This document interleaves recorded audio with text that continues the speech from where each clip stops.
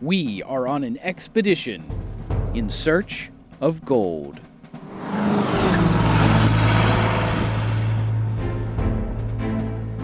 The fact this 1957 DeSoto Adventurer is named after a Spanish conquistador, and it only came in color combinations of black, white, and gold, seems more than coincidental. This car's history of ambition, glory, and downfall rivals that of the actual Hernando DeSoto. He spent the first half of the 1500s exploring the New World. After conquering Peru, he traveled to North America in search of gold. In the process, he became the first European to cross the Mississippi River. 4 centuries later, in 1928, Chrysler Corporation used his name to launch a new division targeting the mid-price field between Plymouth and Dodge. Dodge and DeSoto eventually flipped places, but after World War II, every division of Chrysler Corporation was losing sales to the stylish new vehicles from Ford and General Motors. In response, Chrysler hired Virgil Exner, a hard-driving, chain-smoking designer who was looking for a new job thanks to corporate politics at Studebaker. He started with experimental designs, such as the futuristic DeSoto Adventurer 1 and Adventurer 2 concept cars. Eventually, management trusted him to redesign the 1955 lineup, which desperately needed to be a success. Every division received Exner's new forward look styling. Supposedly, the project cost $100 million, but the public loved the new cars, and sales quickly grew. In 1956, the DeSoto Adventurer debuted. Based off the top-level DeSoto Fireflight, this limited production sub-series combined Exner's styling with a 320-horsepower V8 engine. It was bold, powerful, and glamorous. Not even an untimely heart attack could slow down Chrysler's superstar stylist, as his ambitions grew for 1957. The new cars would ride lower, look faster, and have larger tail fins than any vehicle on the road. Designer Vince Geraci had just started at DeSoto when he saw the new models. My first day there, they took me down into the clay room, and they opened the door, and there was a 57 DeSoto in clay, one half a hardtop, the other half a convertible. And I dropped to my knees almost, and I said, this can't be production, because you're going from 56 up high to 57, a complete fins, the Exner era, and it was marvelous. The 1957 Adventurer was, and still is, absolutely gorgeous. The fins start at the door and rise aggressively toward the rear. There, they meet with triple-stacked taillights and dual radio antennas point skyward. Originally, exhaust came through the bumper, but this owner rerouted it to avoid damaging the chrome. The hardtop roof conveys a feeling of motion, keeping the car's appearance low and lean. Quad headlamps had just become 50-state legal when the Adventurer hit the market, and any car without them instantly looked outdated. Altogether, the front looks stylish but modest, as if Exner knew the real attraction was at the rear. In an era known for vibrant pinks, blues, and greens, this gold and white looks unique. Even more eye-catching are the gold anodized wheel covers, which came only on the Adventurer. The 1957 models were almost complete when Vince Geraci got hired, but he did design this crest on the fender. Other ornamentation includes Chrysler's Forward Look logo and a 1950s rendition of the DeSoto coat of arms. That sleek roofline required sacrifices inside, cutting down headroom and seat cushion thickness.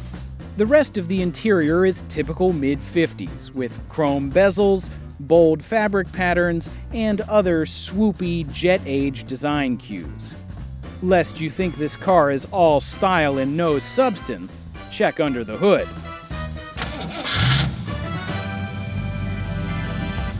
A 345 cubic inch Hemi V8 turns out exactly 345 horses. making it one of the rare engines to produce 1 horsepower per cubic inch. It does this with the help of dual 4-barrel carburetors, a setup similar to the Chrysler 300 series cars, although they had bigger engines. But with less weight to move than a 300, the Adventurer does just fine. After punching drive on the 3-speed torque-flight transmission, you watch that thermometer-style speedometer quickly rise. This 345 Hemi is just so much fun. There's no sound insulation, there's not an emissions control mechanism in sight, and oh man, when you get on that pedal, the sound coming in through that firewall is just glorious. Oh, I can't get enough. I was certainly surprised to feel this kind of power from an unmodified 1950s engine. But with boosty steering, drum brakes, and authentic bias-ply tires, I quickly learned that anything other than a straight line requires self-control with the accelerator. The curved windshield and swept-back A-pillars give you an amazing view of the road. Compared to today's claustrophobia-inducing cars, such good visibility feels slightly unnerving. Exner claimed that tail fins help increase directional stability at highway speeds, but that sounds like marketing spin to me. What did help the car's stability was its torsion air ride. Chrysler engineered a torsion bar front suspension, which improved handling and, to Exner's satisfaction, lowered the car's overall height. Surprisingly, for how long this car looks on the outside, driving it doesn't feel that large. You sit fairly low, which helps you feel smaller, and then also the hood doesn't stretch out that far. Surprisingly, you don't feel like a land yacht. Virgil Exner's dream of low-riding cars with enormous tail fins had come true. Like the conquistadors of old, he was showered with awards and commendations for his boldness and daring. At last, Chrysler had stolen the show from General Motors and Ford. But then, things went wrong.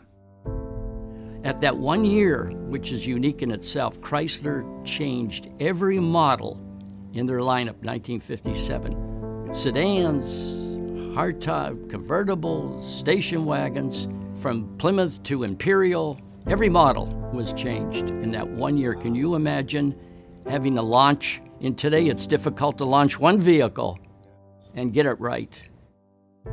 The rush to build so many new models at the same time caused quality problems.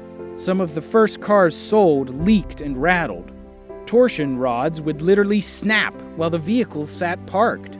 The cars looked beautiful, but Chrysler had trouble working out the kinks. However, a bigger problem loomed for DeSoto.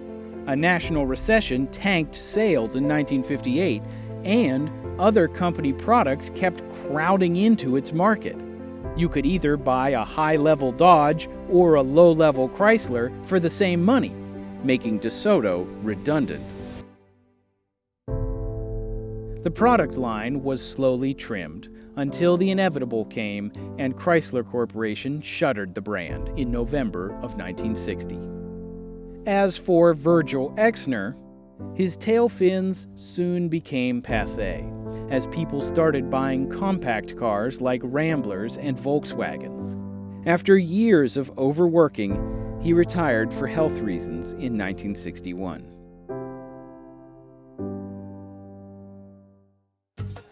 Aside from reaching the Mississippi, Hernando DeSoto's last expedition was a disaster. His legacy is mostly one of incredible violence toward Native Americans, and he never found gold in North America, although he did contribute to a feral swine population that plagues the ecosystem to this day. However, I am more interested in the legacy of this DeSoto, which I feel history has treated unfairly. When you say 1957, the first car people think of is the Chevy Bel-Air. Somehow, America endured decades of propaganda convincing us that the '57 Chevy should be the poster child of jet-age styling. which I think is a travesty. The Bel-Air is beautiful, but it needs to share the spotlight. You can't talk about 50s styling and not include Virgil Exner's designs.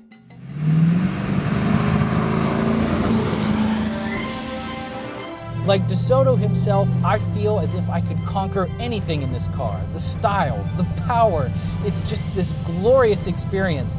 And I'm sorry, Chevy fans, if I was going to buy a car from 1957, it'd be this.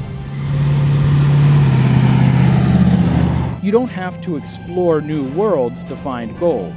All you need is a forward look.